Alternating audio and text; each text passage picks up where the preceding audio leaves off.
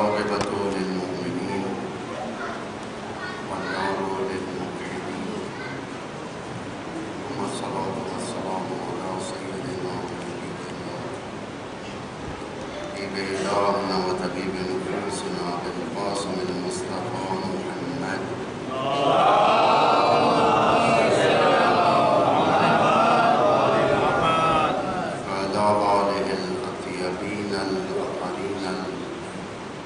المنتجبين المطهرين المعصومين المقبولين الهداة المهديين الهماة المستضعفين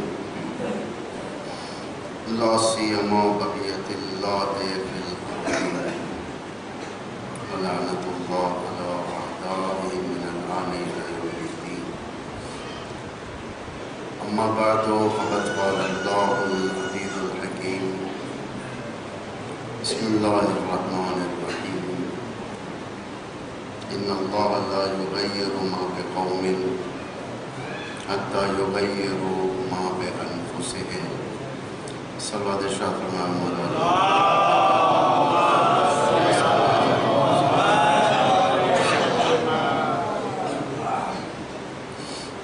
خداوندہ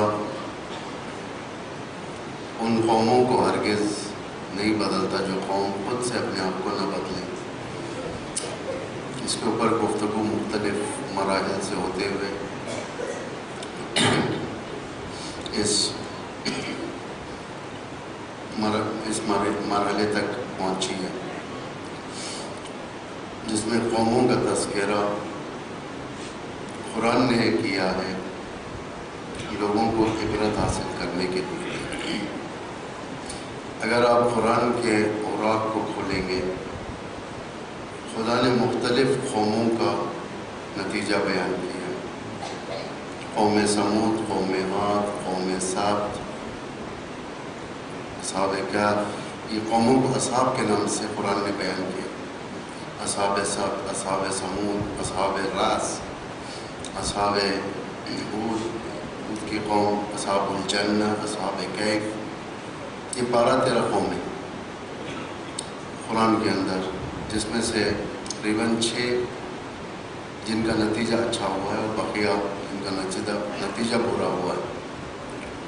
قرآن چاہتا ہے کہ تم ان قوموں کی طرف دیکھو اور دیکھو میزان میں اپنے آپ میں کیا ہم کس قوم کے راستے پر چل رہے ہیں. اگر مردہ قوم کے راستے پر چل رہے ہیں تو یقیناً نتیجہ بھی ہمارا مردہ ہی ہوگا. اگر زندگی والے قوموں کے راہ پر ہم گامزن ہیں ہمارا نتیجہ بھی وَحْشُرْنَا مَعَ إِمَامِنَا وَحْشُرْنَا مَعَ الْمُتَّقِينَ وَحْشُرْنَا مَعَ الْمُؤْمِنِينَ. جو دعا کرتے ہم لوگ، خدایا ہمارا حشر امام متقین کے ساتھ کر، خدایا ہمارا حشر متقین کے ساتھ کر، مومنین کے ساتھ کر. صرف دعا سے کام نہیں چلتا، دعا کے ساتھ ساتھ اس نقش قدم پر بھی چلنا پڑتا ہے. اس لیے کہ ہدف ہمارا بڑا ہے. ہمارا ہدف امام کی نصرت. کہیں ایسا نہ ہو کہ انشاءاللہ آج امام آ جائیں اور امام تنہا ہو جائے. کیونکہ روایت میں ہے کہ جو لوگ امام کا انتظار کیا کرتے ہیں وہی امام کا انکار کر بیٹھیں گے، یعنی منتظر منکر ہو جائیں گے. اس لیے کہ پہچان میں نہیں آئے. جس صبح امام ندا دیں گے، آواز آئے گی، آسمانی آواز آئے گی، اسی دن اور 3 آوازیں اور آئیں گی. ایک امام کی حق آواز ہوگی، دوسرا باطل آوازیں ہوں گی. لوگ اتنے غفلت میں ہوں گے آوازوں کو پہچان نہیں سکیں گے. وہ سمجھیں گے کہ ٹیکنالوجی کا ایک حصہ ہے یہ. وہ سمجھیں گے کہ شاید جھوٹے دعوے، کیونکہ امام سے آشنائی ضروری ہے. اور تاریخ میں اگر دیکھیں گے ایک رسول اور امام کا ظہور جب مدینہ میں ہوا، یعنی پیغمبر ہمارے पैगंबर इस्लाम का ज़हूर जब मदीने में हुआ था तो जो लोग इंतज़ार कर रहे थे वही लोग मुनकिर हो गए थे पैगंबर की, यानी यहूद व नसारा।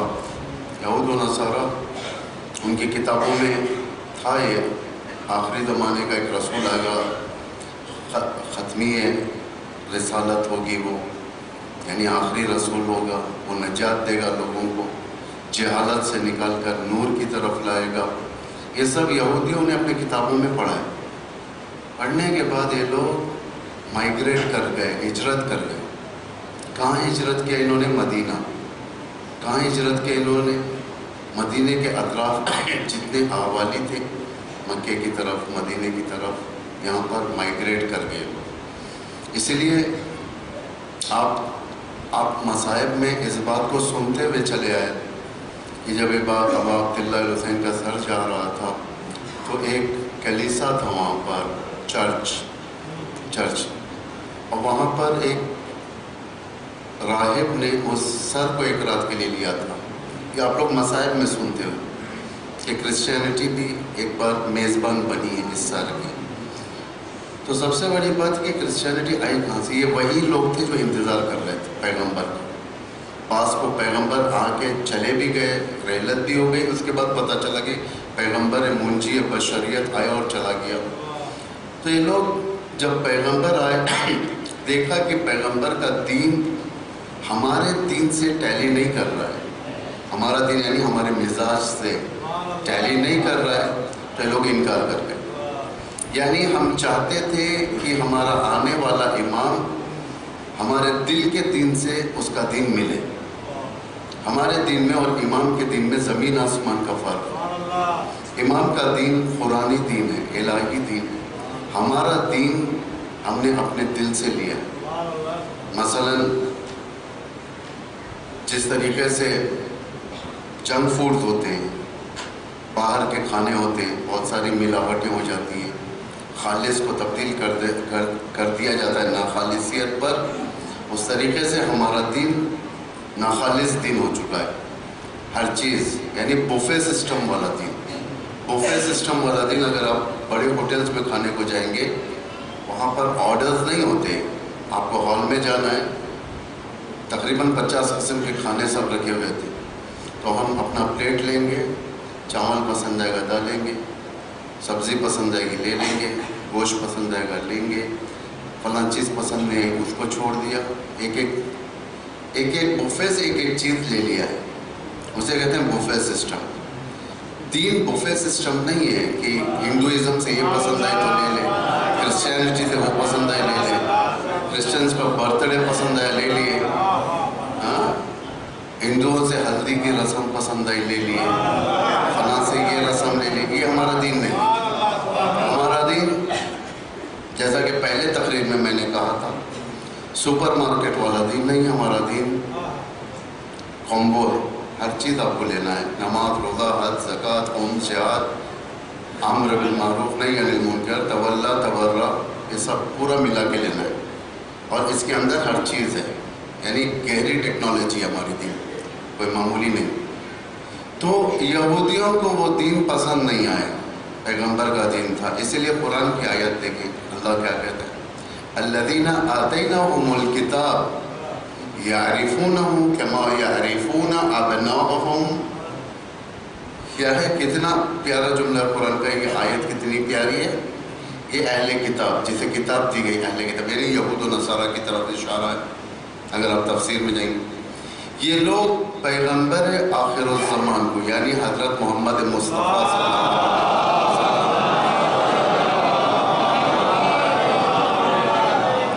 उसी तरीके से पहचानते थे जिस तरीके से माँ बाप अपनी औलाद को पहचानते। कितना दकीक पहचानते थे लोग।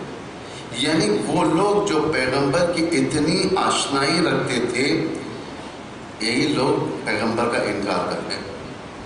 आखिरुज़्ज़मान में भी यही होगा। बहुत सारे लोग अल्लाहुम्मा अज्जिल वलियकल फरज जो पढ़ा करते हैं, बहुत सारे लोग अगर उनके इल्म में अल्लाहुम्मा अज्जिल वलियकल फरज उनके मारिफत के साथ अगर ना हो, तो ये भी इमाम का इनकार कर बैठेंगे। क्योंकि इमाम के लश्कर में रहने वाले صرف اور صرف شیعہ نہیں ہے، ہر کوئی ہے، میں پہلے بتا چکا ہوں ان باتوں کو، ریپیٹ کرنا مناسب نہیں ہے۔ تو وہ قوم آمادہ ہو رہی ہے اسی ظہور کے لیے، ہر وہ قوم، کیونکہ سب کمال چاہتے ہیں، کمال یعنی عدالت چاہتے ہیں، لوگ اچھا فرہنگ چاہتے ہیں، اچھی زندگی چاہتے ہیں، لیکن اس کمال کا غلط مصداق لے لیتے ہیں۔ مثلا لوگ چاہتے ہیں کہ دنیا کے اندر اچھی زندگی کریں، اچھی زندگی کہاں سے ملے گی؟ ہم کہتے ہیں کہ اہل البیت کی زندگی سے ملے گی۔ رسول کے بارے میں فرمایا اللہ نے، رسول اللہ اسوہ حسنہ ہے، رول ماڈل ہے رسول اللہ زندگیوں کے لیے۔ امام حسین فرماتے ہیں لکم فیہا اسوہ، میں تمہارے لیے بہترین رول ماڈل ہوں۔ خواتین کے لیے حضرت زہرا رول ماڈل ہے، خواتین کے لیے حضرت زینب رول ماڈل ہے، خواتین کے لیے وہ قرآن نے جو بیویوں کا بتایا ہے، یعنی 8ویں جز کے آخری صفحے پر ہے، تحریم، میرے خیال سے سورہ تحریم کی آخری آیتیں، 4 آیتیں اللہ نے بیان کی، جس میں سے 2 عورتوں کو نیگیٹو رول بیان کیا، ایک نوح کی بیوی اور ایک لوط کی بیوی، اور دوسرا حضرت آسیہ اور حضرت مریم اللہ نے بیان کیا تاکہ تم رول ماڈل انتخاب کرو۔ کل کے دن اتمام میں حجت نہیں ہوگی، ہم لوگ گناہ میں جب پڑ جائیں گے، خدا نخواستہ جب محشر میں ہمیں پیش کیا جائے گا، جب محشر میں ہم آئیں گے تو اللہ پوچھے گا کہ کیوں گناہ کیا؟ جوان لڑکا کہے گا کہ اس لیے کہ میں جوان تھا، خوبصورت تھا، ہینڈسم تھا، خدا گناہ کر دیا۔ تو اللہ یہاں پر اس کے اوپر رحم نہیں کرے، رحم مطلب سزا کے ذریعے سے نہیں، جواب کے ذریعے سے رحم نہیں کرے گا، وہاں سے یوسف کو لائے گا، خدا کہے گا تو زیادہ خوبصورت ہے، یوسف زیادہ خوبصورت ہے۔ یوسف کے سامنے گناہ کا راستہ تھا یا تیرے سامنے تھا؟ گناہ کا راستہ یوسف کے سامنے آیا، لیکن یوسف نے اپنے آپ کو بچایا، لیکن تیرے سامنے تو نے خود اپنے ہاتھوں سے گناہوں کا دروازہ کھولا۔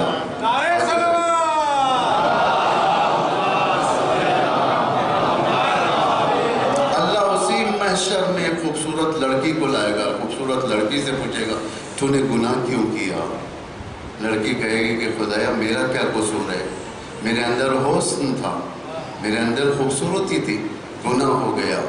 تو حضرت باری تعالیٰ اللہ حضرت مریم کو لے کر آئے گا، کہے گا تو زیادہ خوبصورت ہے یا مریم زیادہ خوبصورت ہے؟ اجماع میں حجت ہو گئی۔ ہمیں خوبصورت رہنا ہے ہر لحاظ سے، اللہ نے بدنوں کو خوبصورت بنایا، ان اللہ جمیل یحب الجمال، اللہ خود خوبصورت ہے اور چاہتا ہے کہ بندہ بھی خوبصورت ہے، لیکن وہ قومیں خوبصورت ہوتی ہیں، وہ قوم خوبصورت ہوتی ہے، انڈیویجویلٹی کی بات نہیں کر رہا ہوں میں، وہاں تک ختم کر دیا میں نے، اب قوم کے بارے میں۔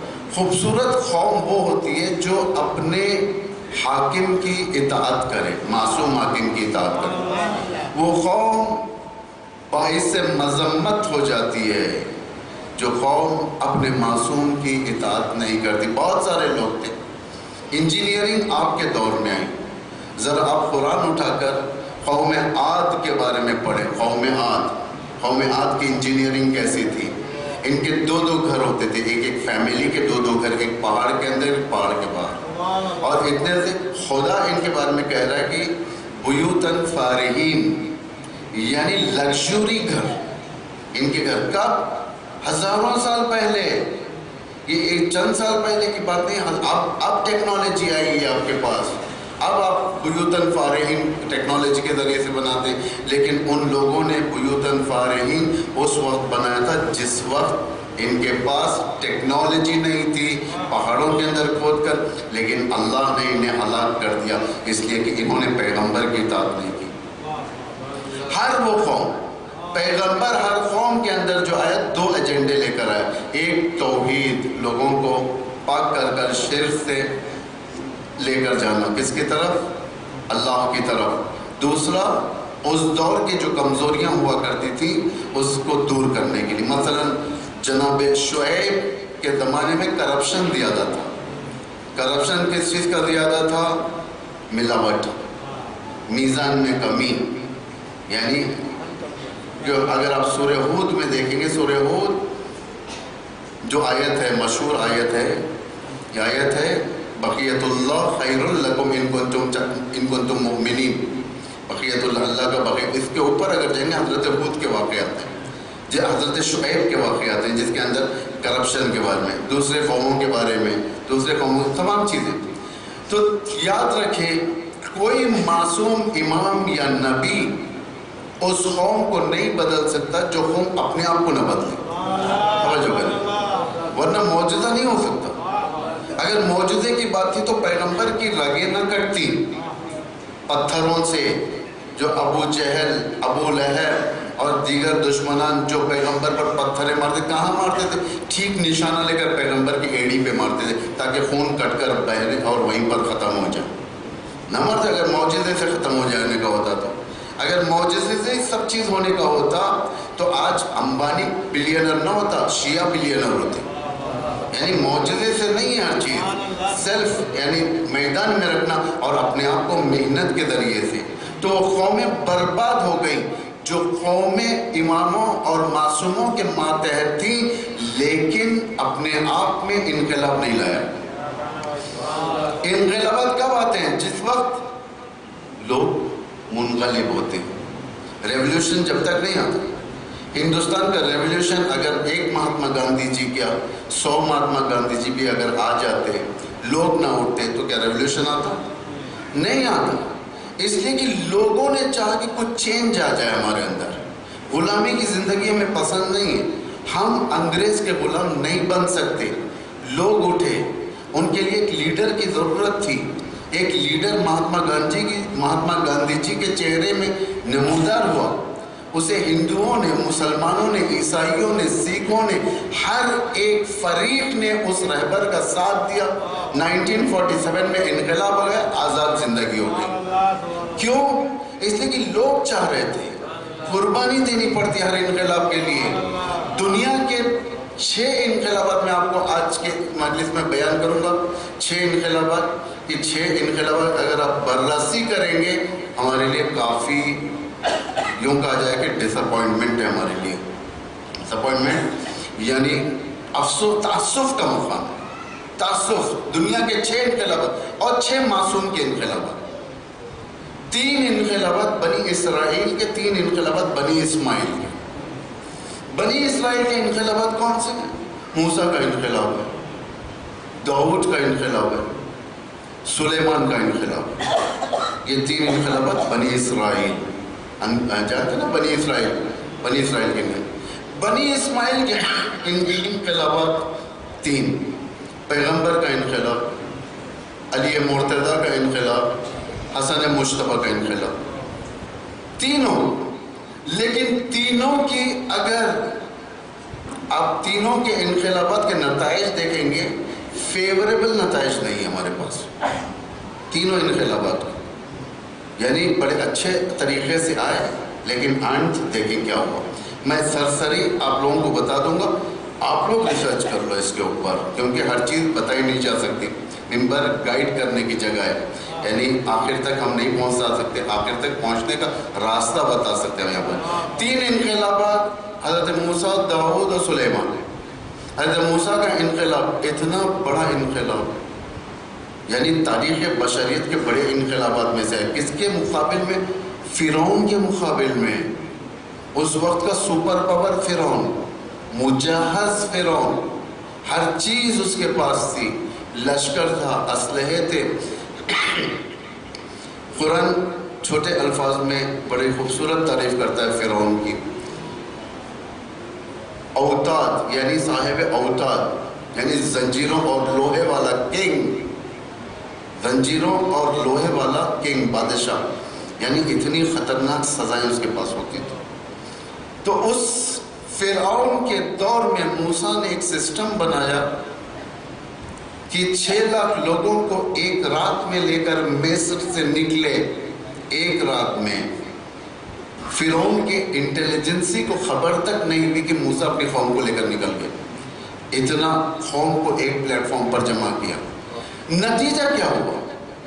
موسیٰ انہیں معجزے دکھائے. موسیٰ انہیں دریا پار کروائے.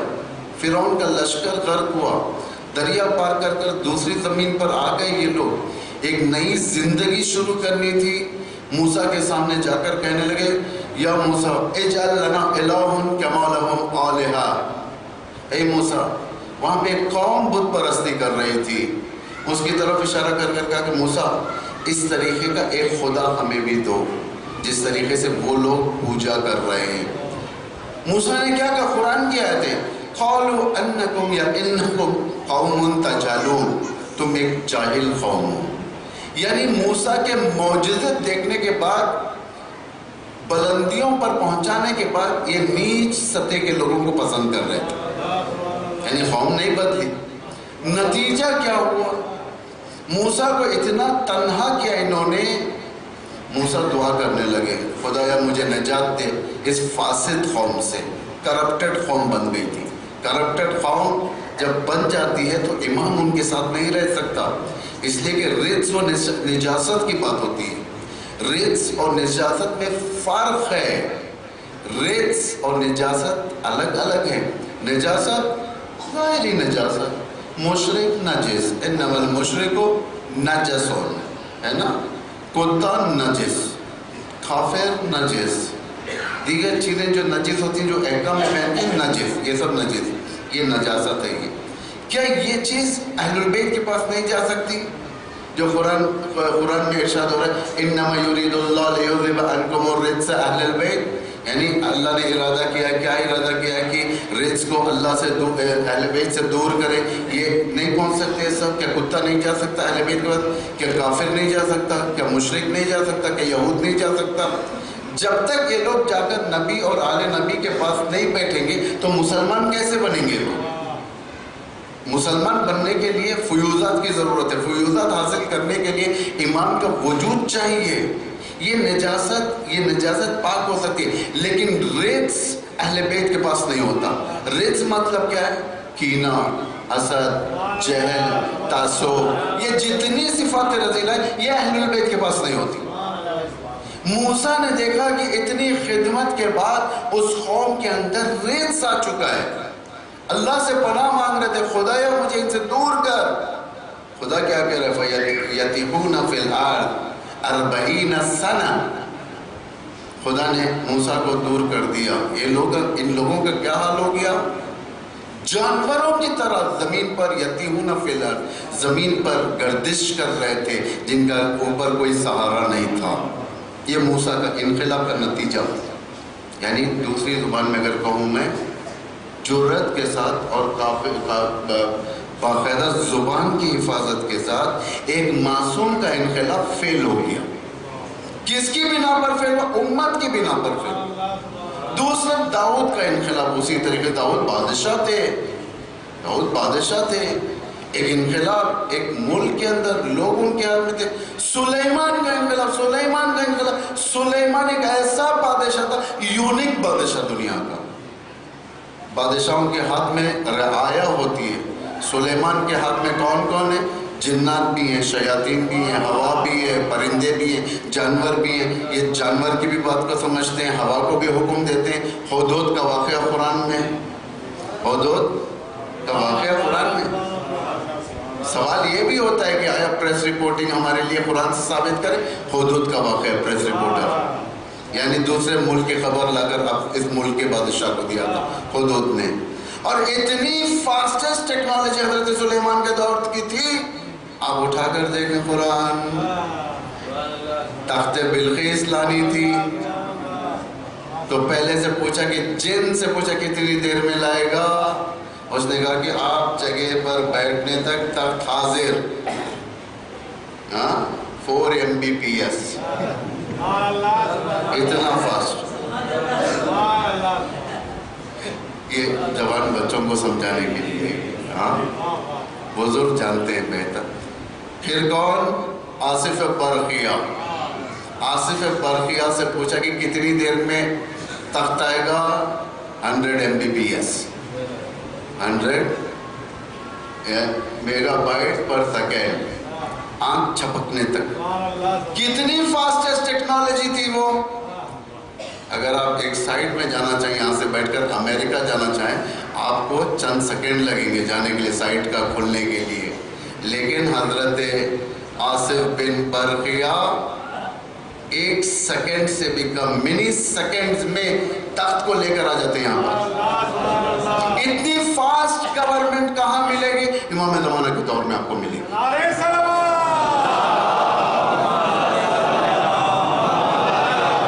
انشاءاللہ بِإِذْنِ اللہ ہم امام زمانہ کے دور میں بِإِذْنِ اللہ، اللہ کی اجازت کے ساتھ ایسے کئی آصف بن برقیہ کو ہم دیکھیں گے. یعنی اتنا فاسٹ دور ہوگا امام زمانہ ارواحنا لہ الفداء. لیکن نتیجہ کیا ہوا؟ سلیمان کی قوم کہاں گئی؟ کہیں نہیں ہے. یعنی اس کا مطلب قوم چینج نہیں چاہتی تھی، ختم. اب آئیں یہ بنی اسرائیل کے انبیاء کا. اب سوال ہوگا یوسف کی حکومت کا آپ لوگوں کے پاس، کہ یوسف بھی تو حاکم تھے. یوسف حکومت کرتے، انقلاب نہیں لاتے. یوسف کو بنی بنائی حکومت عزیز مصر نے دیا. انقلاب لانے کے لیے میدان میں آنا پڑتا ہے. میدان میں موسیٰ آئے تھے، داؤد آئے تھے، سلیمان آئے تھے، یوسف نہیں آئے تھے. یوسف صداقت امانت کی بنا پر وہاں کے کنگ نے، مصر کے بادشاہ نے، عزیز مصر نے انہیں حکومت دے دی تھی. اب آئے بنی اسماعیل کے انقلابات. بنی اسماعیل کے انقلاب، پہلا انقلاب پیغمبر اعظم کا. پیغمبر اعظم کا انقلاب آپ کو مجھے بتانے کی ضرورت نہیں ہے، کیونکہ آپ خود جانتے ہیں تاریخ ختمیہ مرتبت کہ کتنا اچھا انقلاب تھا، کیسے شروع ہوا، لوگ کتنے جڑے، پھر اس کے بعد کیسے کیسے یدخلون فی دین اللہ افواجا بنا کہ ہر جگہ پر یہ اسلام پہنچتا گیا. نتیجہ کیا ہوا؟ رزلٹ بھی تو چاہیے انقلاب کا. نتیجہ کیا ہوا؟ پیغمبر قلم و دعوت مانگتا رہا، پیغمبر کی بات نہیں سنی گئی. نتیجہ دیکھیں آپ لوگ، نتیجہ پیغمبر اس عالم میں جس 3 یا 4 گھنٹے باقی رہ گئے تھے روح نکلنے کے لیے. زیادہ دن نہیں، 3 یا 4 گھنٹے. پیر پیغمبر کے کام نہیں کر رہے تھے. اس عالم میں امیر المومنین کے کاندھے پر ایک ہاتھ ڈالا، اور ایک کوئی صحابی تھے ان کے کاندھے پر ہاتھ ڈالا. بقی جا کر پیغمبر گفتگو کرتے، آپ کو کتابوں میں مل جائے گا کہ کیا گفتگو کیا پیغمبر نے. تم کتنے خوش نصیب ہو، تم کیسے آگرز ہو گئے، تم آج ہوتے تو دیکھتے کہ کس طریقے سے. پیغمبر مرثیہ خوانی کرتے، مرثیہ خوانی کرتے، کیونکہ جب امام معصوم تنہا ہو جاتا ہے، زندہ لوگ جب امام کی بات نہیں سنتے، اماموں کو جا کر مردوں سے بات کرنی پڑتی. حتیٰ امام علی جنگ صفین کے اتنی بڑی مکاری کے بعد معاویہ کی جب امام کوفے کی طرف آ رہے تھے، امام سیدھا لشکر لے کے قبرستان میں گھس گئے، قبرستان میں چلے گئے. امام جا کر فرمانے لگے یا اہل الدیار الموبشت، یا اہل البہتت، یا اہل الوحشت، یا اہل الغربت، یا اہل التربت، انتم لنا فرط سابقون ونحن الیکم تقون لاحقون. ہم فرماتے کتنا حزن کا دل تھا امام کا.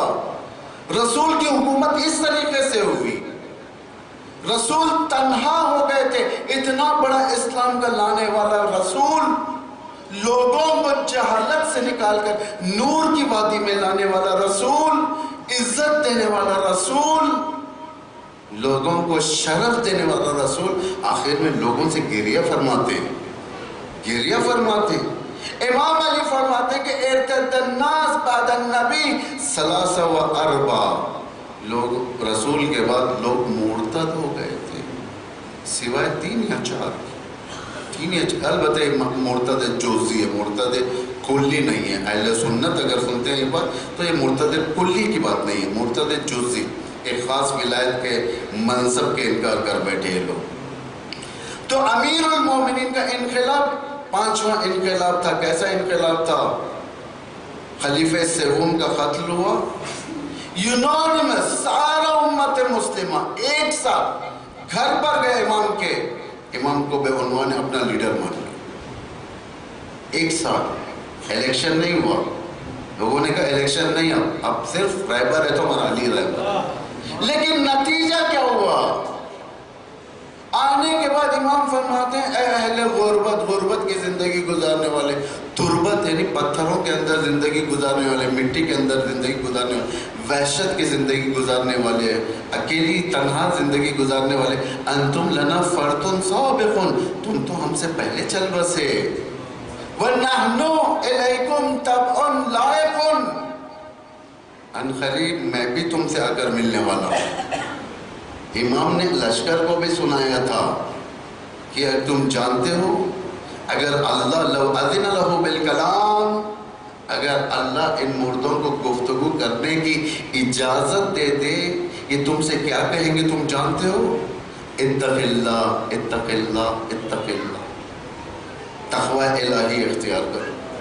وہ علی جس کے پاس لاکھوں کا مجمع خلیفہ بنانے کے لیے آیا تھا، یہی علی اپنی شہادت کے 1 مہینہ پہلے، رمضان سے جلد پہلے، رمضان سے پہلے ممبر پر ٹھہر کر گفتگو کر رہے تھے، لیکن کوئی سننے والا نہیں تھا۔ امام گریہ فرماتے ہیں دیکھا کہ کوئی سننے والا نہیں ہے، آنسو ٹپک رہے، داڑھی پہ آنسو، آنسو دامن پہ آ گئے، آنسو پڑنے لگے۔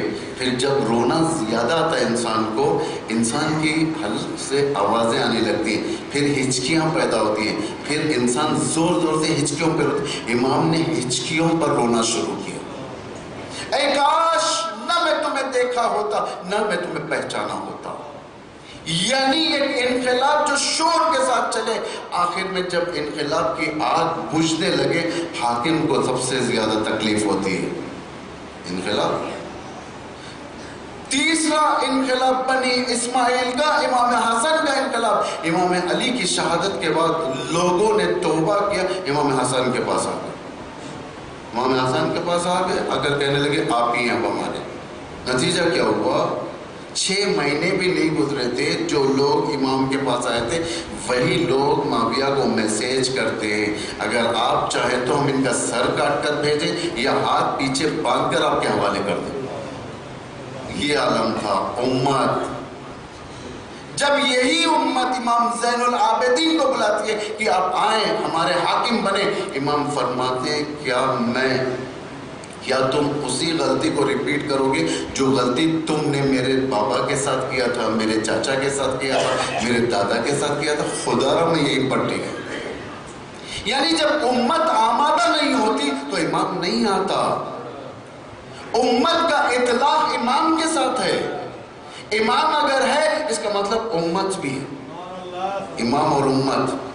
اب آپ لوگ، میں بتا رہا ہوں امام امت آپ کو سمجھ میں نہیں آئے گا، کیونکہ امام امت، امام اگر ہے تو امت، یہ اب سمجھ میں آیا یا لوگوں کو سمجھ میں نہیں آتا، لیکن ہم سے پہلے دشمن سمجھ چکا ہے اس بات کو۔ کیسے؟ ہم لوگ امام خمینی کو امام کہتے ہیں نا، امام معصوم نہیں، امام ساری دنیا میں مشہور ہے، امام مطلب لیڈر، امام خمینی۔ جیسے ہی انقلاب ہے ایران کے اندر، انقلاب آنے کے بعد ساری دنیا کی میڈیا، ریڈیو نے یہ کہنا شروع کر دیا امام خمینی کی رہبری پہ انقلاب آیا، امام خمینی انقلاب کے بانی، امام خمینی امام خمینی امام خمینی۔ سارے اگر جمایا جائے تو ہر ایک کی زبان سے امام خمینی امام خمینی، لیکن ایک ٹرن آیا، بی بی سی نے لہجہ بدلا، بی بی سی نے امام خمینی کو روک کر کہنے لگا آیت اللہ خمینی آیت اللہ خمینی آیت اللہ خمینی۔ کسی کے ذہن میں نہیں کہ آخر بی بی سی کیوں آیت اللہ خمینی کہہ رہا ہے، جبکہ ابتدا میں اس نے بھی امام خمینی کہا تھا، پھر آیت اللہ کیوں کہہ رہا ہے؟ جب بی بی سی کا انٹرویو سنا گیا تھا کیوں امام خمینی سے آیت اللہ خمینی کہا گیا، دیکھیں دشمن کتنا آگے ہم سے۔ اب آج کے دور میں نہیں، 80s کے ابتدا میں بی بی سی نے کہا کہ اس لیے جہاں پر بھی امام کا اطلاق ہے وہاں امت کا بھی اطلاق ہے، اس لیے اگر امام ہے تو امت ہے۔ اللہ نے امامت کو امت سے جدا نہیں کیا۔ ابراہیم خود بھی امام تھے، ابراہیم خود بھی امت تھے۔ اللہ نے ابراہیم کو کیا کہا؟ وَإِذِ ابْتَلَىٰ إِبْرَاهِيمَ رَبُّهُ بِكَلِمَاتٍ فَأَتَمَّهُنَّ قَالَ إِنِّي جَاعِلُكَ لِلنَّاسِ إِمَامًا۔ جب ابراہیم کا ایگزام ہوا ماسٹر ڈگری کا، کامیاب ہو گئے، اِذِ ابْتَلَىٰ إِبْرَاهِيمَ، جب مبتلا کیے گئے، ایگزام میں کامیاب ہو گئے امتحان میں، قال اللہ نے کہا کہ انی جاعلک للناس اماما، اب تمہیں امامت کی ڈگری دی جا رہی ہے۔ امامت کی ڈگری اتنی بڑی ڈگری کہ امت کے ساتھ ہوتی ہے، لیکن ابراہیم کے زمانے میں کوئی امت نہیں تھی، سب بت پرست تھے۔ خود ابراہیم امت تھے، خود ابراہیم امام تھے، خود ابراہیم امت بن گئے، خود ابراہیم امام بن گئے۔ اسی لیے خدا نے قرآن میں کہا ابراہیم ایک امت ہے، یعنی امام اگر ہے تو امت ضروری ہے۔ امام اپنے معجزے سے انقلاب نہیں لا سکتا، امت اگر امام کی اطاعت کرے گی تو اس امت کے اوپر معجزہ ہوگا، ورنہ معجزہ نہیں ہوتا۔ لا کا ذریعے سے جا کر لگ جائیں۔ مثلا مثال کے طور پر ایک بیڈ ہیبٹ والا، بری عادت والا، مثلا ڈرگ ایڈکٹ، شراب پینے والا، یہ ارادہ کرے کہ میں امام حسین کے روضے پر جاؤں گا، مست ہو جاؤں گا، اس کے بعد ڈرگز نہیں لوں گا، شراب نہیں پیوں گا، اس کے بعد بھی آ کر شراب چلی ہے اس کی۔ اس کا مطلب امام حسین کی ذریعہ سے جو مس ہوا وہ اثر نہیں ہوا، ہرگز اثر نہیں ہو سکتا۔ 100 زیارتیں بھی کرے گا یہ اثر نہیں، جب تک کہ وہ خود ارادہ کر کر نہ چھوڑے، نہیں ہونے والا۔ بہت سارے لوگ امام سے آ کر ملاقات کیے تھے، امام کو دیکھنے والے بہت سارے لوگ تھے۔ مالک اشتر نے دیکھا، عمار یاسر نے دیکھا، مرداد نے دیکھا، ائمہ کو جون نے دیکھا، بریر نے دیکھا، نہ جانے کون کون دیکھا، اور دیکھنے والے شمر بھی تھا، خولی بھی تھا، عمر سعد بھی تھا، ابن زیاد بھی تھا، یعنی بہت ساری نگاہیں۔ ہمیں بھی امام کو دیکھنا ہے، لیکن ابن زیاد کی نگاہ سے نہیں، جون کی نگاہ سے دیکھنا ہے۔ ہمیں رسول اللہ کو دیکھنا ہے، ابو ذر کی نگاہ سے دیکھنا ہے، ابو سفیان کی نگاہ سے نہیں دیکھنا ہے۔ یعنی اگر کیریکٹرز ابو سفیان کے شمریت کے اپنے اندر رہ کر ہم چاہیں گے کہ امام سے متمسک ہو کر ہم پاک ہو جائیں گے تو نہیں ہونے والے۔ ان کیریکٹرز کو دور کرنا پڑتا ہے، صفات رذیلہ کو نکالنا پڑتا ہے۔ تو یہ انقلابات کی ناکامی کا سب سے بڑا سبب امت تھی۔ امام کے اندر کوئی خامی نہیں ہوتی، امام کے اندر کوئی خامی نہیں ہوتی، کہیں پر بھی بتا دیں۔ رسول کا انقلاب کتنے زمانے میں آیا؟ رسول کا انقلاب آیا 10 سال گزرے، 11 ہجری کو رسول کی رحلت ہوئی، اس کے بعد انقلاب کس مرحلے پر تھا؟ امام علی کے زمانے میں امام کو رونا پڑا 40 سال، یعنی 40 سال کا یہ ڈیوریشن تھا، اس لیے کہ وہاں پر انقلاب باقی نہیں رکھا پبلک نے۔ آج ایران دیکھیں، ایک رہبر جو معصوم نہیں ہے لیکن جانتے یہ پبلک کہ یہ معصوم نہیں ہے، لیکن معصوم کے در سے وابستہ ہے۔ اگر ہم اس سے وابستہ ہو جائیں گے تو ہمارا انقلاب باقی رہ جائے گا۔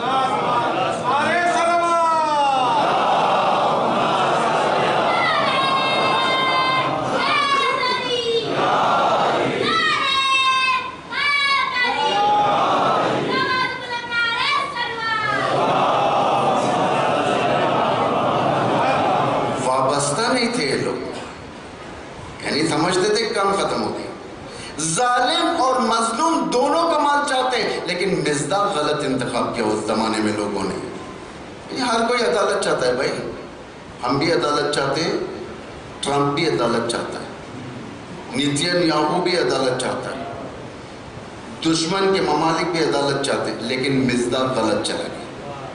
لوگ علی کے ہوتے ہوئے عدالت چل جائے کہ یہاں سے لے، یہ سمجھتے تھے کہ بنی امیہ ہمارے لیے بہتر ہے، مصداق غلط ہو گیا، امام اس میں تنہا ہو جاتا ہے۔ مصداق غلط ہے، غور کریں اس کے اوپر، آپ نوٹ کریں ذہن میں، بعد میں غور کریں۔ جب کمال مس ہو جاتا ہے، تیر مثلا تیر چلانے والے جو تیر چلاتے ہیں، آپ دیکھیں گیمز میں سامنے ایک بورڈ ہوتا ہے، بورڈ میں راؤنڈ ہوتے ہیں سرجیت، جو اصل میں مارنا ہوتا ہے، وہاں پر اگر نہیں لگے تیر تو کہیں بھی لگ سکتی ہے، لیکن اصل یہ کہ پوائنٹ کے اوپر لگے۔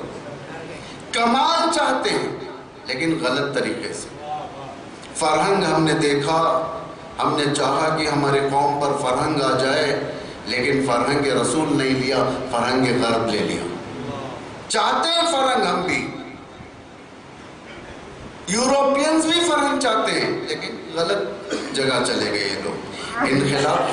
اب آپ کہیں گے مولانا آپ نے تو بتایا صحیح ہم مانتے ہیں انقلاب فیلیئر ہو گئے، لیکن ریزن کیا ہے اس کا؟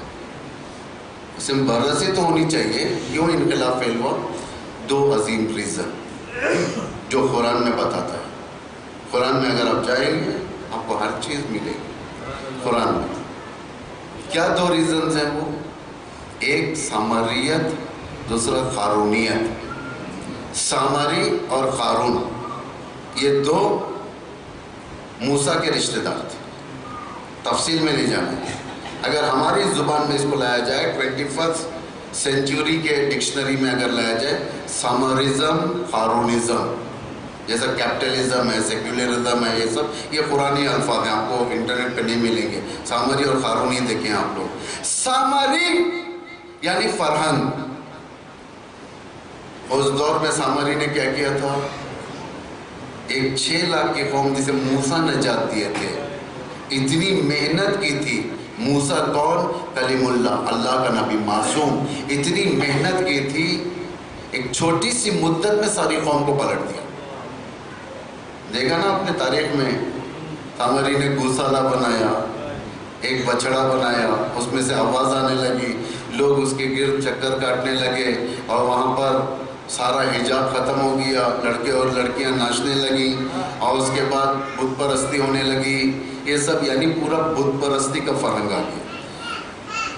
کتنی دیر میں آیا؟ صرف 10 دن کے اندر. 10 دن موسیٰ گئے اللہ سے ملنے پہاڑ پر. کتنے دن؟ قرآن کہہ رہا ہے کہ 30 دن. جب وہاں پر گئے اللہ نے 10 دن ایکسٹینڈ کر لیا، کہا کہ تم یہی رہو 10 دن اور. جیسے 31واں دن سامری نے دیکھا کہ موسیٰ نہیں آئے، فوراً پبلک کے اندر یہ بات ڈالا کہ وہ بول کر گئے تھے 30 دن میں آئیں گے. نبی ہے، جھوٹ نہیں کہتا. یا جو نہیں ہے یا نعوذ باللہ جھوٹے یا مر گئے. تو لوگ کیا کریں گے؟ ہاں بھائی جب نبی نے کہا تو کیوں نہیں ہے. 32ویں دن سے تبلیغ شروع ہوئی، مارکیٹنگ شروع ہوئی. 33واں دن مارکیٹنگ کا، 34واں دن مارکیٹنگ. 35واں دن سارے عورتوں نے اپنی جویلری لا کر رکھ دیا، جویلری لا کر رکھ دیا. پھر اس کے بعد بت بننا شروع ہوا. 39th ڈے 40th ڈے جب موسیٰ آئے تو سب بت کے اطراف طواف کر رہے تھے اور وہاں پر اس موسیٰ کا علی تنہا ہو چکا تھا. کچھ نہیں کر سکتے. آپ کے قوم جب چلے گئی، یہ مصیبت کا وقت ہوتا ہے. یہاں پر سامری یعنی باقاعدہ لوگوں کو ویسٹرن کلچر کی طرف لے کر جانے والا. یؤمنون بالجبت والطاغوت. قرآن کیا کہہ رہا ہے؟ وہ ایمان رکھتے تھے. کس پر ایمان رکھتے تھے؟ جبت اور طاغوت پر. یہ میں پہلے بتا چکا ہوں اسی سلسلے میں، لیکن پھر میں بتاتا ہوں، آگے بڑھوں. یؤمنون بالجبت والطاغوت. جبت یعنی اینشنٹ ایجپٹ، مصر باستان، اس کے اوپر ایمان رکھنا. مثلا امریکن ریٹرنز جو ہوتے ہیں، امریکہ سے یورپ سے جب آتے ہیں تو یہاں آنے کے بعد ان کا فرہنگ لینے والے لوگ، ہر کوئی نہیں، ان کا فرہنگ لینے والے لوگ ہر چیز انہی کی طرح رکھیں گے. انگریزی بات کرنے کا ایکسنٹ جو ہوتا ہے ہندوستانیوں کا الگ ہوتا ہے، امریکن کا الگ. وہ آ کر بیچارے رکشہ والے کے سامنے ایسی انگلش بات کریں گے، یعنی اثر لے کر آتے ہیں.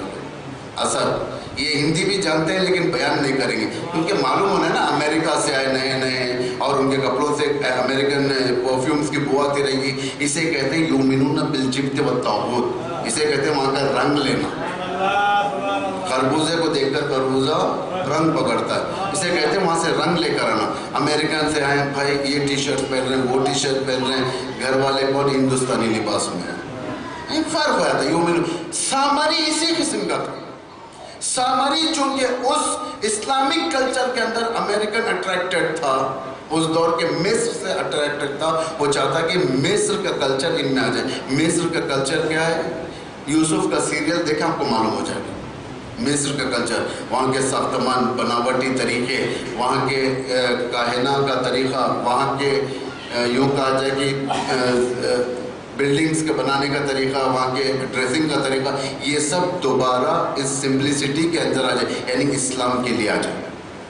تو لوگ جب اس کی طرف جائیں گے تو معصوم پھیکا نظر آئے گا. یہ سامریزم کلچر. 2 کون تھا؟ قارون. قارون کون؟ Economy, culture, اقتصاد۔ قارون پیسے والا تھا، کیا کرتا تھا؟ قارون غریب تھا۔ قارون اور سامری دونوں بھائی تھے، موسیٰ کے رشتے کے بھائی تھے۔ آپ کو معلوم ہے کہ عذاب نازل ہوتے تھے فرعون پر، آپ نے سنا ہوگا 9 عذاب نازل ہوئے، ٹڈی کا عذاب ہے، خون کا عذاب ہے، نہ جانے کس کا عذاب، آخر میں ٹڈی کا عذاب تھا۔ ایک مرتبہ رات میں موسیٰ اپنے حواریوں کے ساتھ بیٹھے ہوئے تھے، اصحاب کے ساتھ، اس میں سے قارون تھا اور سامری تھا، تو موسیٰ کہہ رہے تھے کہ اب ان کے اوپر عذاب آنے والا ہے، ٹڈی کا عذاب آئے گا، ان کی ساری فصلیں ختم ہو جائیں گی، فصل یعنی کھیتی باڑی سب ختم ہو جائے گی، تو کیا کریں؟ ان کے پاس کھانے کے لیے اجاج نہیں ہوگا، اور خدا ان کا آزمائش کرے گا، یہ توبہ کریں گے تو اللہ دوبارہ ان کے لیے کرے گا۔ قارون دماغ والا تھا، اکاؤنٹنٹ تھا، وہ فوراً اس نے تھوڑا سا قرضہ لیا، چھوٹی بینکوں سے قرضہ لیا اس دور میں، لوگوں سے ان سے قرضہ، ان سے 1 لاکھ، ان سے 1 لاکھ، ان سے 1 لاکھ لے کر جا کر باغوں میں انویسٹ کر دیا۔ فوراً ساری فصلیں جو گندم کی تھیں، ویٹ یعنی گیہوں کی تھی، اس نے لے کر ایک گودان میں ڈمپ کر دیا۔ اسے معلوم تھا کہ فصل شروع ہونے کے بعد عذاب الہی نازل ہونا ہے۔ جب فصل کا وقت یعنی وہی وقت تھا جب کاٹنے کا وقت آیا تھا، ساری ٹڈیوں نے آ کر فصل کو خراب کر دیا، اور سارے مصر کے مارکیٹ سے گندم ختم ہو گیا، گیہوں ختم ہو گیا۔ اب مارکیٹ میں گیہوں نہیں ہے، اب کون روٹی بنائے گا، کون کھائے گا؟ بچے ہیں، بزرگ ہیں، بیٹے چھوٹے چھوٹے بچے ہیں، بزرگ ہیں، بوڑھے، سب کو کھانے کی ضرورت ہے، تو روٹی کہاں سے آئے گی؟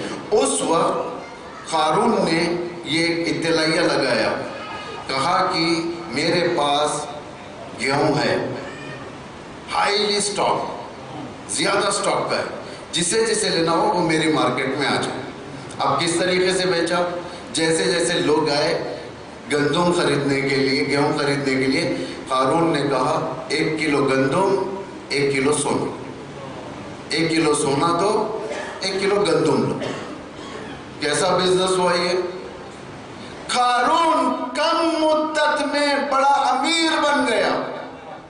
خدا کہہ رہا ہے قرآن میں، کیا کہہ رہا ہے؟ وَآتَيْنَاهُمْ مِنَ الْكُنُوزِ، قارون کو خزانے دیے گئے تھے، سارے خزانے، یعنی اتنے خزانے آ چکے تھے، اتنا بڑا امیر ہو چکا تھا کہ لوگ، قرآن کہہ رہا ہے، لوگ کہتے تھے اے کاش ہم بھی قارون جیسے ہوتے، اے کاش ہم بھی رچ ہوتے، اے کاش ہم بھی امیر ہوتے۔ لیکن جیسے وہ ٹھس گیا، سارے کا سارا بھوت جو نشہ سوار تھا لوگوں کے سر پر، جو دیکھ کر واہ واہ کیا کرتے، توبہ کرنے لگے۔ یعنی یہ 2 ایشوز، ایک کلچر، دوسرا اکانومی، ساری دنیا کو خراب کرے گی، امام سے دور کرے گی، کیونکہ یہ قرآن نے بتایا یہی 2 ایشوز تھے جو موسیٰ، جو اپنے دور کا نبی بھی تھا، اپنے دور کا قائم بھی تھا، صرف نبی نہیں تھا، اپنے دور کا منجی تھا، نجات دینے والا تھا۔ یہ 2 ایشوز تھے جو امت کو موسیٰ کی امامت سے دور کر چکے تھے۔ آج بھی یہی 2 ایشوز ہیں جو بالکل لہجہ بدل کر آئے، اور اس لہجے کو کہتے ہیں دجال۔ اسی لیے اتنی دیر میں نے لگا، جبکہ ٹائم بھی ختم ہو گیا میرا، میں یہاں تک لانے کے لیے، دجال کو بتانے کے لیے اتنا مقدمہ میں نے آپ کے سامنے باندھا۔ دجال ہے کیا چیز؟ یزید، ہر دور میں یزید کا لیبل لگا کر نہیں آتا۔ دشمن ایک ہے، چہرے بدلتے۔ پہلا دشمن شیطان تھا، کھل کر تھا، اس کے بعد قابل بنا، شیطان تھا، قابل کے چہرے میں آیا، پھر اس کے بعد فرعون کے چہرے میں آیا، پھر اس کے بعد نمرود کے چہرے میں آیا، پھر اس کے بعد ابو سفیان، معاویہ، یزید، بنی امیہ، بنی عباس، دیگر بادشاہان ظالم، صدام، غدافی، ٹرمپ، نیتنیاہو، یہ سب چہرے میں ایک شیطان، لیکن چہرے بدلتے۔ ہمیشہ دشمن ایک چہرے میں نہیں آتا، دشمن مختلف چہروں میں آتا ہے، کبھی سامنے سے آتا ہے، کبھی آستین کا سانپ بن کر آتا ہے۔ دشمن کو سمجھنا ہے، امام علی کی زندگی اچھی سٹڈی کرو۔ اگر آپ امام علی کی زندگی اچھی سٹڈی کرو گے، آپ کو دشمن سمجھ میں آئے گا، اس لیے کہ امام تنہا تھا، اس کے چو طرف دشمنوں کا ہجوم تھا، چو طرف دشمنوں.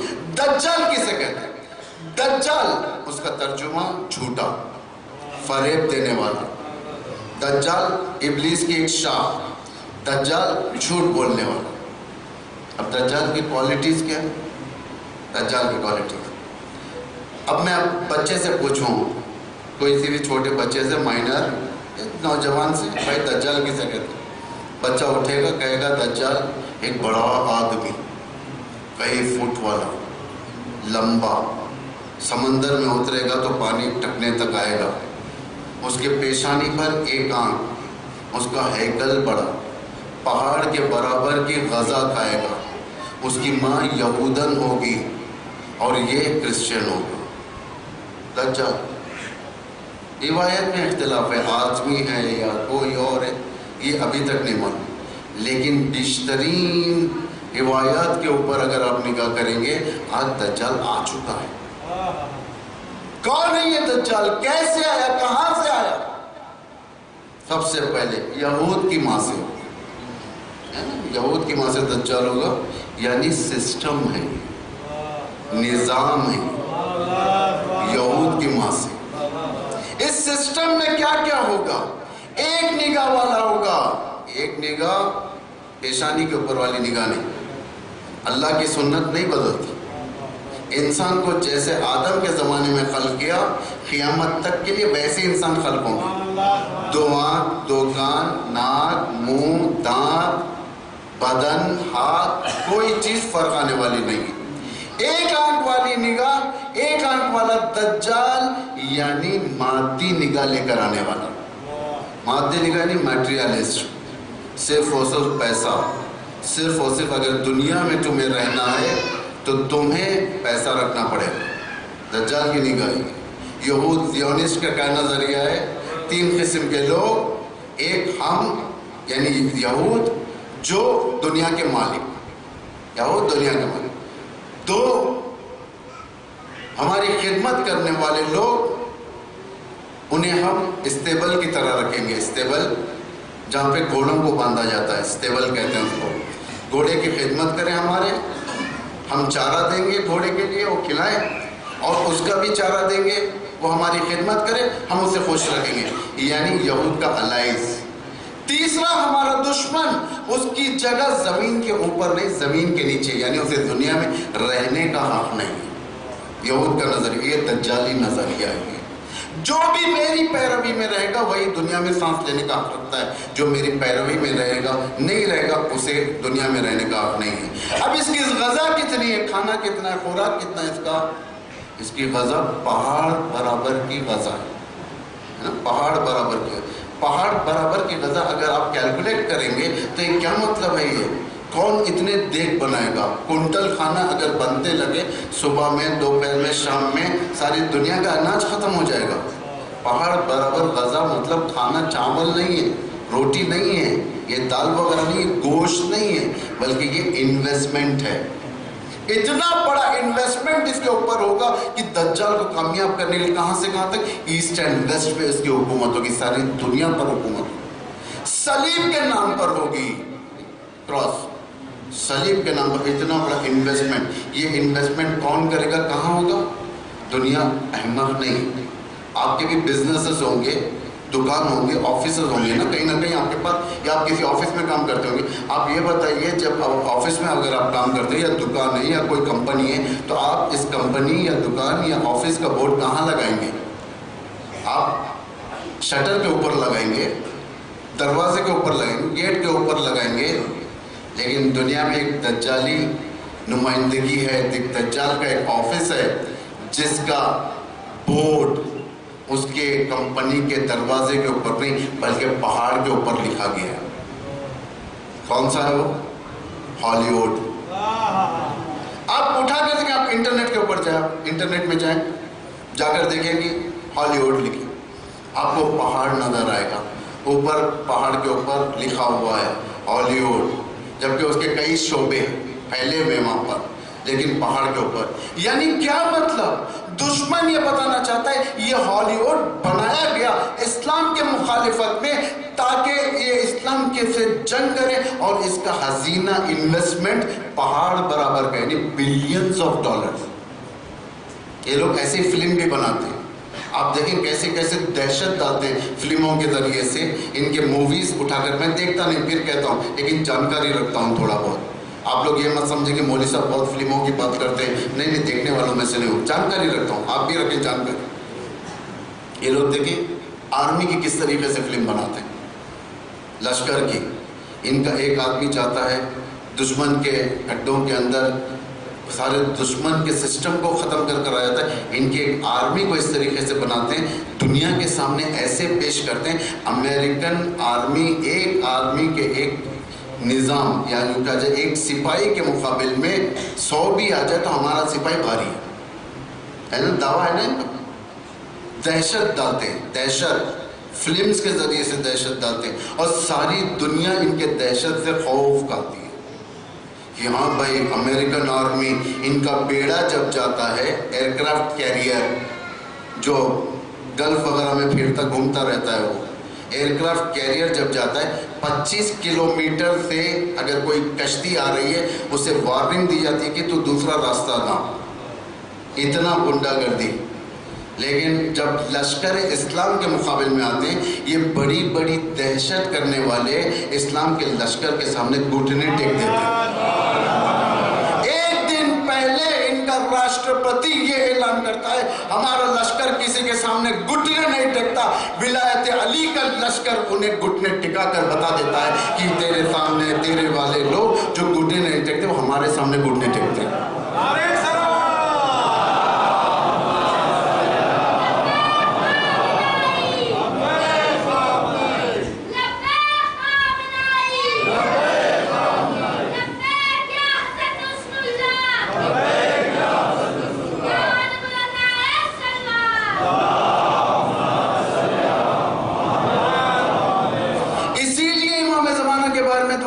میں کہا گیا ہے این الحادم ابنیت الشرک والنفاق. امام کے بارے میں کہاں ہیں وہ امام، کہاں ہو آپ جو شرک اور نفاق کے سینٹرز کو گرائیں گے. بھائی گناہ تو ہم لوگوں کے اندر ہوتے ہیں. امام ہمارے گناہوں کی اگر سزا لینے بیٹھیں گے یہیں پر 250-300 کا اگر مجموعہ ہے 250-300 کا اگر سزا لیتے بیٹھیں گے کئی دن نکل جائیں گے. ساری دنیا کے گناہوں تک کہاں پہنچیں گے امام. امام انڈیویجول گناہ کی طرف نہیں دیکھتا. امام سینٹرز کو گرائے گا، امام وائٹ ہاؤس کو گرائے گا، امام بالی ووڈ کو ختم کرے گا، امام ہالی ووڈ کو ختم کرے گا. یعنی وہ سینٹرز جو لوگوں کو سامریت کی طرف لاتے ہیں امام ختم کرے گا. اسی لیے جامع کلمہ دعائے نطبہ میں استعمال ہوا ہے این الحادم ابنیت الشرک والنفاق. کہاں ہیں وہ حادم، گرانے والے سینٹرز کو. اس لیے کہ یہ وہ مقامات ہیں جہاں سے لوگ اپنا فرہنگ حاصل کریں گے. پکچر سے اپنا فرہنگ حاصل، بالوں کا سٹائل. لڑکیاں حجاب سے باہر آ جائیں گی، لڑکیوں کے اندر کپڑے تہجد میں فرہنگی کے ہو جائیں گے. جوانوں کے اندر ان سے منسلک رہنے کا ایک جذبہ ہو جائے گا باطل فرہنگ سے. امام آ کر جب تک نہیں گرائیں گے اسلامی فرہنگ سمجھ میں آنے والا نہیں. امام آئیں گے اس کو گریں گے.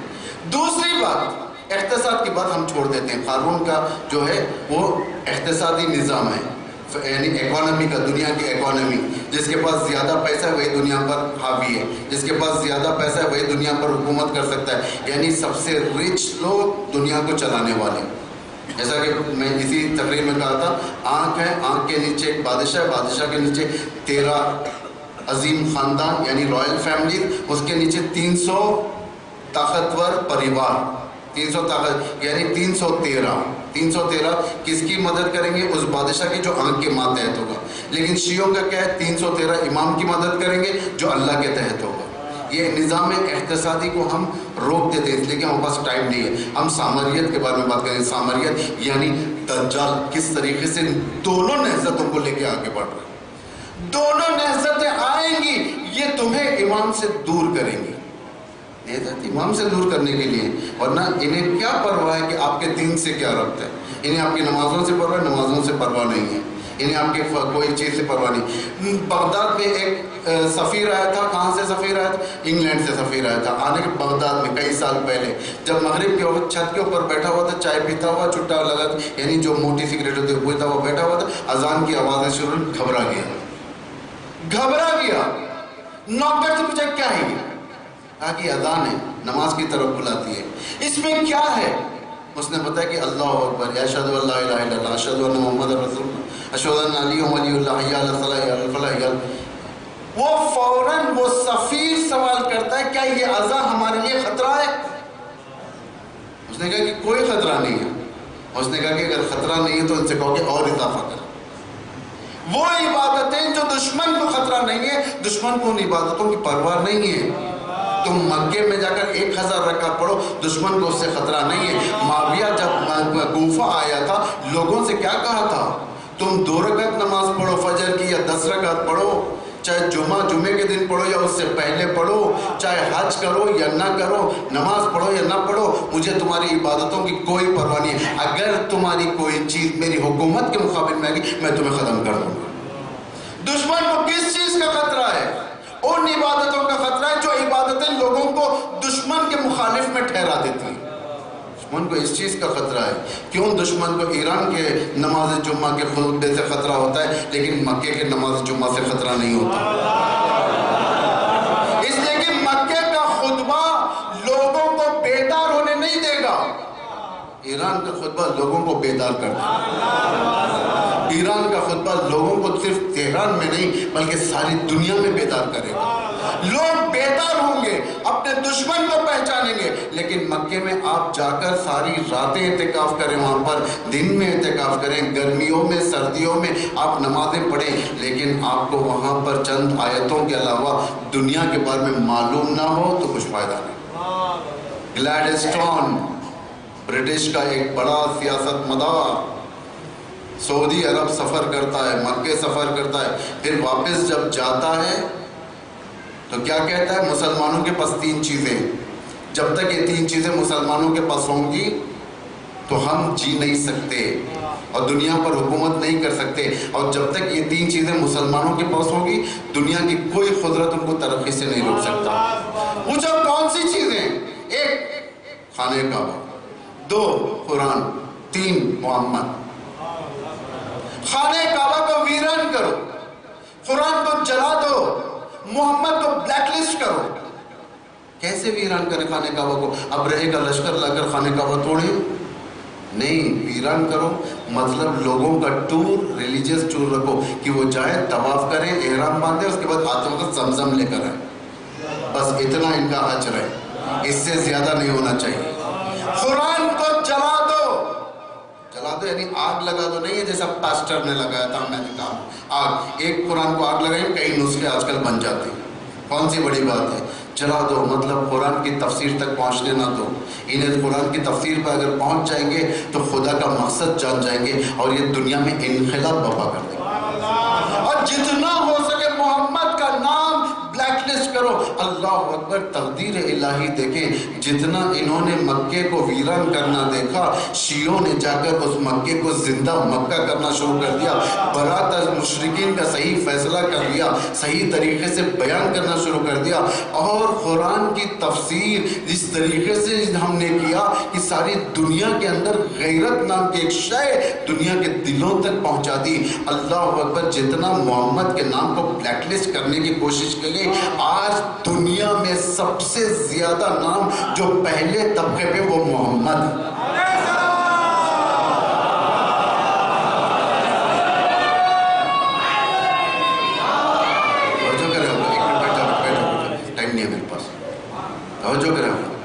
پھر شیعت کے بارے میں نگاہ کیا. شیعت کے پاس کون سی چیزیں؟ 3 عظیم چیزیں. کہا کہ یہ اگر شیعت کے پاس ہوگی تو یہ لوگ ساری دنیا پر حکومت کریں گے. یہ 3 چیزوں کو مٹنا ہے شیعوں میں. کون سی 3 چیزیں؟ 1 غدیر, 2 عاشور, 3 ولایت فقیہ. دشمن کا کارکردگی ہے, اپنی طرف سے نہیں کہہ رہا ہوں, تحقیق کریں مل جائے گا. غدیر, اس کو ویران کرو. کیسے ویران کیا جائے غدیر کو؟ غدیر کو ویران کرو, صرف بقین کا دن بناؤ. یعنی جشن کرنے دو انہیں، مٹھائی بانٹنے دو، بریانی کھلانے دو، عطر لگانے دو، گلے ملنے دو، صرف اس حد تک کا غدیر کر دو۔ انہیں غدیر کا فلسفہ معلوم نہیں ہونا چاہیے۔ غدیر کا فلسفہ امامت کا فلسفہ، یعنی رسول ایسے ہی نہیں بھری دھوپ میں من کنتم مولاه فرماتے، یہ بتاتے ہیں ساری دنیا کو کہ تم امامت کے بغیر اگر ایک قدم بھی جاؤ گے منحرف ہو جاؤ گے۔ جو سینٹرلائزیشن جو اسلام بتاتا ہے اسی غدیر سے ہوتا ہے، سینٹرلائزیشن جسے کہا جاتا ہے، جو آج یہود جس منصب پر ہے، یعنی سینٹرلائزیشن۔ آج تک یہود کے بڑے لوگوں کے بارے میں کوئی نہیں جانتا، فری مینسنری کے بارے میں کوئی نہیں جانتا۔ اس طریقے سے سینٹرلائزیشن اصل غدیر کا فلسفہ تھا، دوسروں نے لے لیا، لیکن شیعہ بخن بخن میں رہ گئے۔ دوسروں کو بخن بخن کہہ کر ممبروں سے مذاق اڑایا کرتے تھے، ہم بھی اسی بخن بخن میں ہی پڑے ہوئے۔ فلسفہ امامت ہمارے پاس نہیں آیا۔ فلسفہ امامت اگر جاننا ہو تو ایرانیوں سے پوچھو، فلسفہ امامت اگر جاننا ہو تو حزب اللہ سے پوچھو، فلسفہ امامت اگر جاننا ہے تو آج یمن سے پوچھو، نائجیریا سے پوچھو، بحرین سے پوچھو۔ دشمن کتنا عاجز آ چکا ہے لیڈرشپ سے، زگزگی کو اس طریقے سے زندان میں کیا، آج تک چھوڑنا نہیں چاہتا، اس لیے کہ معلوم ہے اگر زگزگی باہر آ گئے تو اب 3 کروڑ شیعہ کیا سارے 10 کروڑ نائجیریا کے ہی نہیں بلکہ سارے افریقہ کے لوگ شیعہ ہو جائیں گے۔ اگر سلمان کو، یعنی جو بحرین کے اندر ہمارے علماء ہیں، عیسیٰ قاسم اور سلمان، حاجی سلمان کو اگر چھوڑ دیا جائے تو سارا بحرین آزاد ہو جائے گا۔ اگر یہ فکر لبنان سے چلی جائے سیریا کے اندر، سیریا کے اندر بھی آزادی پیدا ہو جائے گی۔ دشمن تنگ آ چکا، وہ ایران جو ولایت کے اس کانسیپٹ کو اس طریقے سے بیان کیا کہ سیریا کے اندر، فلسطین کے اندر، لبنان کے اندر، یمن کے اندر، نائجیریا کے اندر اور بحرین کے اندر اتنی جگہوں پر انہوں نے اپنے انقلاب کو ایکسپورٹ کر دیا، اگر ان کو لگام لگائی نہیں جائے گی تو ساری دنیا میں انقلاب کم مدت میں آ جائے گا۔ اسے کہتے ہیں غدیر، یعنی کم مدت میں ساری دنیا کو سینٹرلائز کرنے والا غدیر۔ اس غدیر کے فلسفے کو، امامت کے فلسفے کو لوگوں تک نہیں معلوم ہونا چاہیے۔ دو عاشور، عاشور کو کیا کیا جائے؟ صرف ایک سوگ کا دن بنا کر چھوڑ دیا جائے، لیکن اگر عاشور کے اندر ہم دیکھیں گے یقیناً سوگ ہے، اس لیے کہ آل رسول جیسی عظیم پیکریں وہاں پر پائمال کی گئی، بھوک و پیاس میں رکھا گیا، لیکن اصل فلسفہ عاشور بلا دیا گیا۔ فلسفہ عاشور، اگر میں نے کل کہا تھا، ایک دو جملے اور اس کے بعد احمد کو تمام، کل میں نے کہا تھا فلسفہ عاشور یعنی ایک ایسا کوڈ ہے جو شیعت کے دل میں احترام اور دشمن کے دل میں ہیبت۔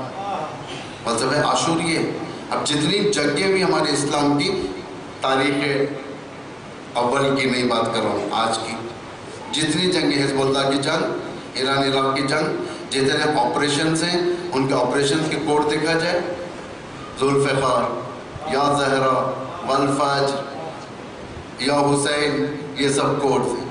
جب یہ کوڈ عاشور کے ذریعے سے آ جائیں گے ہمارے پاس، ہم جب دشمن کے سامنے جائیں گے دشمن ہم سے کوسوں دور بھاگے گا۔ ریگن کے سامنے جس وقت پلان رکھا گیا تھا کہ آپریشن رمضان کے بعد میں پلان رکھا گیا تھا، تو کسی ایڈوائزر نے کہا تم اس قوم کو ہرگز نہیں مار سکتے جو قوم شہادت کے فلسفے کو اپنے سینے پر سجاتی ہے۔ اس کو کیا مارو گے جو قوم خود شہادت کو پسند کرتی ہے، اپنے دعاؤں میں کہتی ہے خدا مجھے شہادت نصیب فرما۔ یہ شہادت کا جذبہ عاشورے سے ملتا ہے۔ جس وقت جنگ ختم ہو گئی، آپ کے پاس ٹائم تو ہے،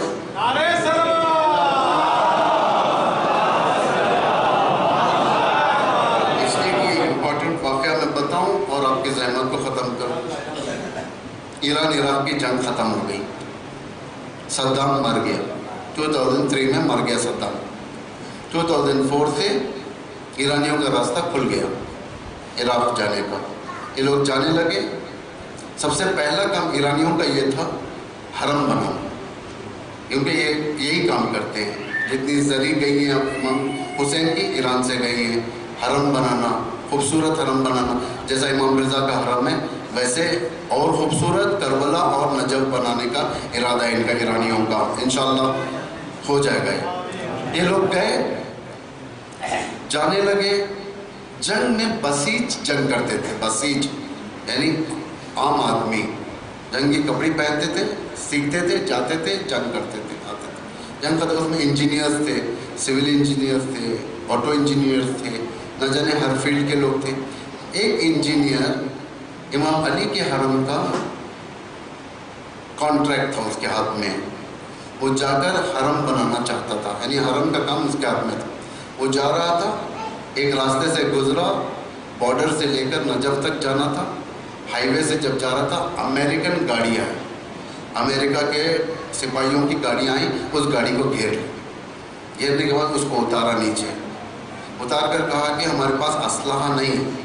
امریکنز کہنے لگے ہم اسلحہ نہیں، ہم تم کو مارنے کے لیے نہیں ہیں، ایک زمانے سے ہم تم سے ملنا چاہتے تھے اور 2 سوال کا جواب لینا چاہتے تھے، 2 سوال کا جواب لینا چاہتے ہیں۔ ہمیں اس سوال کا اگر صحیح جواب ہے تو تم ہمیں دے دو، اگر نہیں ہے ہمیں گول نہیں پھیراؤ، دھوکہ نہیں دو، چلے جاؤ خاموش، ہم بھی چلے جائیں گے۔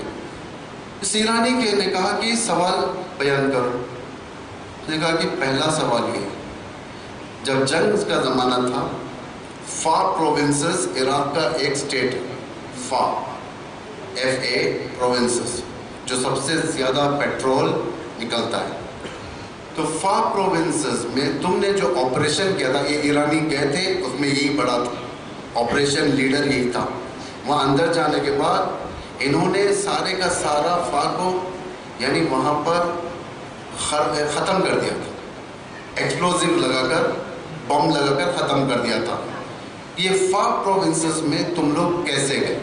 جبکہ اس ریفائنری کے پاس یا اس ٹارگٹ پر ہم نے ایسا ریڈر سیٹ کیا تھا، ریڈر جہاں سے دشمن پکڑا جاتا ہے، ریڈر سیٹ کیا تھا ہم نے، اگر وہاں پر کلومیٹروں اوپر بھی ایک پرندہ اگر گئے تو ہم اس پرندے کو مار دیتے۔ اتنا سخت ریڈر تھا کہ وہاں سے پرندہ بھی نہیں گزر سکتا۔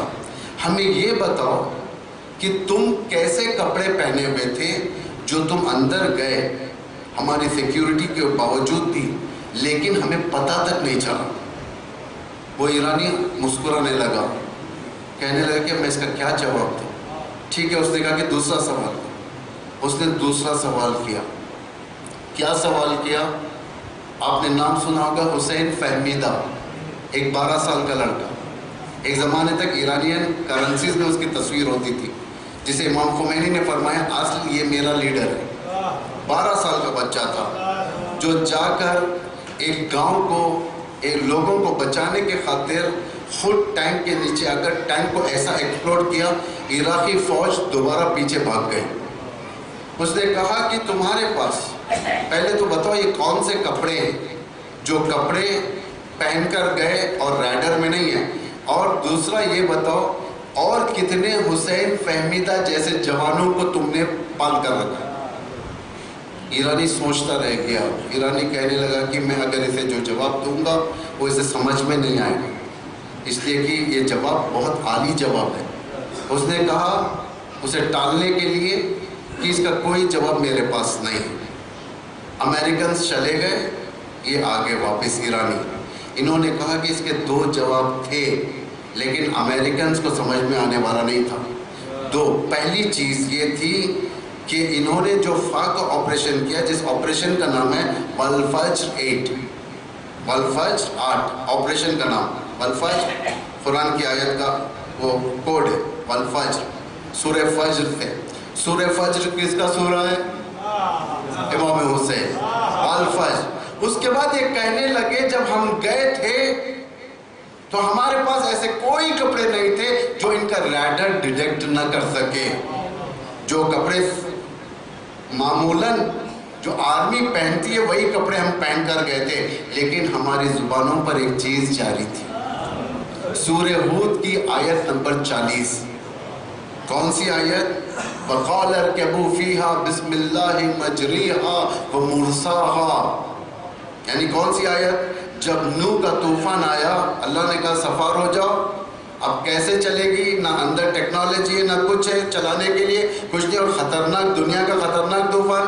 وَقَالَ ارْكَبُوا فِيهَا بِسْمِ اللَّهِ، یعنی اللہ کہتا ہے تم سوار ہو جاؤ اللہ کے نام سے.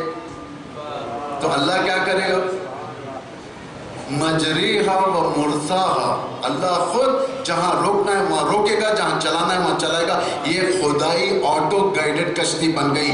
جب ان لوگوں نے کہا ہم یہ ورد کر کر جایا کرتے تھے، اللہ خود ہماری مدد کرتا تھا، ہم جانتے تھے کہ ان کا ریڈر مضبوط ہے، اس کے باوجود بھی ہم کو یہ پکڑ نہ سکے. ایک صلوات بھیجے محمد والے محمد.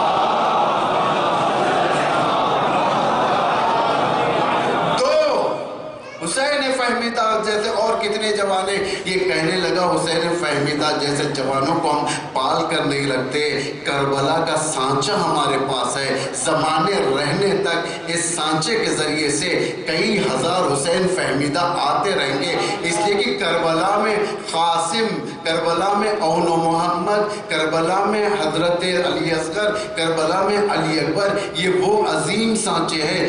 اگر کوئی ان جیسا بننا چاہے تو خدا کسی بھی دور میں ان جیسا بنا کر رہتا ہے. جس طریقے سے آج کے دور میں جو شہید آپ کے سامنے مشہور ہوا، کون؟ محسن حججی، جو عراق میں، جو سیریا میں جس کا سر کاٹا گیا، اس کی زندگی بھر کی تمنا تھی خدایا مجھے حسین جیسی ایک شہادت دے دے، کہ خدا نے اس کی دعا کو قبول کیا. دیکھیں اس کی تصویر اٹھا کر کس طریقے کا ماحول تھا. پیچھے اس زمانے کا شمر کی جیسے ایک صورت اس کو پکڑی ہوئی تھی، اور پیچھے خیمہ تھا، اور وہاں پہ ایک عجیب فضا تھی. وہ جس وقت پکڑا گیا وہ پیاسا تھا، اس کا گلا کاٹا گیا، بدن کہیں اور پہنچا لیکن سر اس کا نہیں پہنچا. جب کوئی تمنا کرتا ہے کربلا سے ملحق ہونے کے لیے، خدا اسے کربلا دے کر رہتا ہے. خدا اسے کربلا دے کر رہتا ہے. ایسا نہیں کہ کربلا نہیں دیتا، ہر زمانے میں کربلا پائی جاتی ہے. بس آنکھ کھولنے کی ضرورت ہے، تمہیں میدان فرق ملے گا.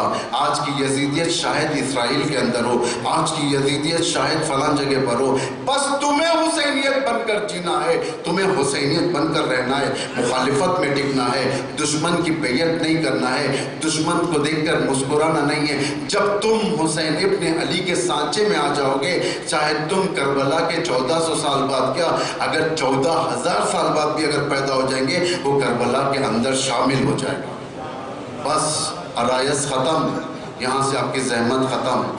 پھر اگر کوئی بات رہ گئی ہے، ہم معافی مانگتے ہیں آپ سے، باعث معذرت. پھر کبھی اللہ نے توفیق دیا آپ کے سامنے ایک نئے موضوع کے ساتھ حاضر ہوں گے. لیکن یاد رکھیں جانے سے پہلے یہ ایام اعزاء صرف رسم نہیں. اگر ایام اعزاء سے ہم اپنے آپ کو بدلا سکتے ہیں، اس سے بہتر انسان زمین پر نہیں. آج جتنی شیعت کو عزت ملی ہے انہی ایام کی وجہ سے. امام خمینی فرماتے ہیں کہ محرم و سفر کی حفاظت کرو، اس لیے کہ اس نے اسلام کی حفاظت کی ہے. یہ محرم و سفر کے بارے میں دنیا کہتی ہے، یہ بھی امام خمینی فرماتے ہیں، دنیا کہتی ہے یہ قوم صرف رونے والی قوم ہے. خدا کی قسم ہم نے ان اشکوں کے ذریعے سے 2500 سالہ سلطنت کو اٹھا کر پھینک دیا. اتنی طاقت ہے اس ایام اعزاء میں. صرف اور صرف مجلسیں سن کر واہ واہ کرنے کے لیے مت آئیں. دیکھیں کہ ہمیں کیا مل سکتا ہے اس میں، ہم کیا بن سکتے ہیں اس کے ذریعے سے. اللہ نے ہر انسان کے اندر وہ مادہ رکھا ہے. کوئی جون بن سکتا ہے، کوئی بریر بن سکتا ہے، کوئی حبیب بن سکتا ہے. عزیزوں آخری بات یاد رکھو، اگر اس زمانے میں مالک اشتر تھے، اگر اس زمانے میں حبیب تھے، اگر اس زمانے میں میسم تھے، اگر اس زمانے میں عمار تھے، ہر اس امام کے ساتھ ایک ایک شخص تھا، تو آج بھی ایک امام ہے. آج بھی اس امام کو ایک مالک اشتر کی ضرورت ہے. آج بھی اس امام کو ایک زہیرقین کی ضرورت ہے. آج بھی اس امام کو حبیب ابن مظاہر کی ضرورت ہے. آج بھی اس امام کو علی اکبر جیسے جوان کی ضرورت ہے. آج بھی اس امام کو قاسم اون و محمد جیسے لوگوں کی ضرورت ہے. اس لیے کہ امام تنہا نہیں رہ سکتا، کیونکہ امام حسین کا بیٹا ہے. وہ حسین جو کربلا میں تنہا تھا، حلمن کی صدا بلند کر رہا تھا، لیکن سننے والوں کی قلت تھی، سننے والے نہیں تھے، کوئی آواز نہیں دیتا تھا۔ لیکن یہ زمانہ گزر گیا۔ 1400 سال بعد ایک قوم عالمی پیمانے پر، بین الاقوامی پیمانے پر لبیک یا حسین کا جواب دینا شروع کی تو ظالم کے دل دھڑکنے لگے۔ ہاں، وہ حسین تنہا تھا، کوئی نہ تھا، ایسے تنہا تھا جب میدان میں آیا تو تیروں کی بارش، تلواروں کے حملے، نیزوں کی تیز رفتاریں، بھالے، یہ سب دیکھنے لگا۔ تنہائی کا احساس کیا، آواز دیا، مسلم تم کہاں ہو؟ ہانی تم کہاں ہو؟ عباس تم کہاں ہو؟ حسین تنہا ہو چکا۔ تیر پہ تیر لگنے لگے، بھالے لگنے لگے۔ ایک سنسناتا ہوا تیر آیا، پیشانی پر لگا۔ بعض روایت میں پتھر کہا جاتا ہے، تیر سینے پر لگا، پتھر تیزی کے ساتھ پیشانی پر لگا۔ پیشانی زخمی نہیں ہوئی تھی، پیشانی ہڈی ہوتی ہے، مضبوط ہڈی، اس طریقے سے لگا۔ حسین سنبھل نہ سکے، زہرا کا لال زمین پر گودال میں تھا۔ پرندے کو اگر پنجرے میں رکھ کر چھوٹے، چاروں طرف سے پنجرے کے نوکیلے دار شے کو چبایا جائے، پرندے کو کتنی اذیت ہوتی ہے۔ وہ اڑنا چاہتا ہے لیکن اڑ نہیں سکتا، سارے راستے بند ہیں۔ حسین کو گودال میں ڈھکل کر ایسے ہی مارا گیا۔ حسین اٹھنا چاہتے تھے لیکن جہاں سے اٹھے۔ الشمر جالس علی صدرہ، امام زمان ناہیہ میں فرماتے شمر آپ کے سینے اقدس پر سوار تھا۔ کیسے سوار تھا؟ پشت پر سینے پر سوار ہوا، داڑھی کو پکڑ کر سر کو موڑا، پشت اقدس نے ذبح کرنا شروع کیا۔ زہرا کا لال تڑپنے لگا، مڑ کر کہا شمر کیا کر رہا ہے؟ کہا آپ کا گلا ذبح کر رہا ہوں۔ شمر سارا خون بہہ چکا، کچھ نہیں ہے، اگر تو کچھ نہ کرے گا تھوڑی دیر میں حسین چلے جائے گا۔ لیکن ظالم نے نہ سنا، اس طریقے سے ریش مبارک کو پکڑ کر کھینچا، امام تڑپ گئے، پشت گردن سے ذبح کیا۔ امام سجاد سوال کرتے تھے صحابوں سے تم کیسے ذبح کرتے ہو؟ صاحب کہتے تھے امام یا امام ہم اسلامی طریقے سے ذبح کرتے ہیں، پانی پلاتے ہیں، پھر شہرک کو کاٹتے ہیں تاکہ جانور کو تکلیف نہ ہو۔ امام فرماتے ہیں دیکھو تم جانور کا یہ لحاظ کرتے ہو، لیکن میرے بابا کو کیسے ذبح کیا؟ پشت گردن سے ذبح کیا، ہڈیاں ٹوٹی، بعد میں گلا ذبح ہوا۔ جب تکلیف ہوتی ہے انسان اپنے ہاتھوں کے ذریعے سے اس تکلیف کو روکنا چاہتا ہے، لیکن اتنے تیر پیوستے ہاتھوں پر امام اپنے ہاتھوں کو پیچھے نہ لا سکے۔ جب نہ لا سکے امام زمانہ فرماتے میرے جد نے اپنے ہاتھوں اور پیروں کو ساکت کر لیا، سر جدا ہو گیا، نیزے پر بلند ہو گیا۔ واہ حسین سکینہ یتیم ہو گئی۔